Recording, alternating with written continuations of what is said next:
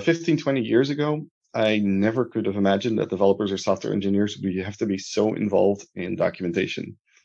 At the time, the core focus of engineers was innovating, coding, and developing software.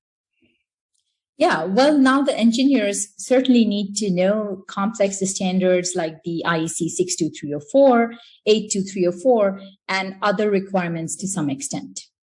Yeah. And to that point, coming from a software engineering background and having worked as CTO for some tech companies, I've been involved a lot in coaching the engineering teams.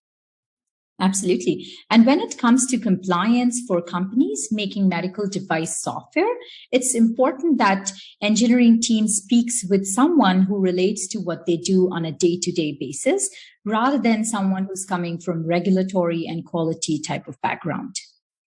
Yeah, absolutely. And so what I do is see what tools the team is already using on a regular basis. That can be tools like GitHub or Jira.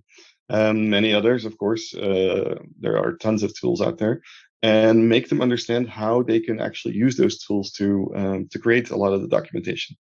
Yeah, and that would be very important because, there are a lot of documents that are required for the regulatory bodies to be able to approve a software product. And some of these documents are like the software development plan, the software requirement specification, design specification, architecture design chart, and the list goes on.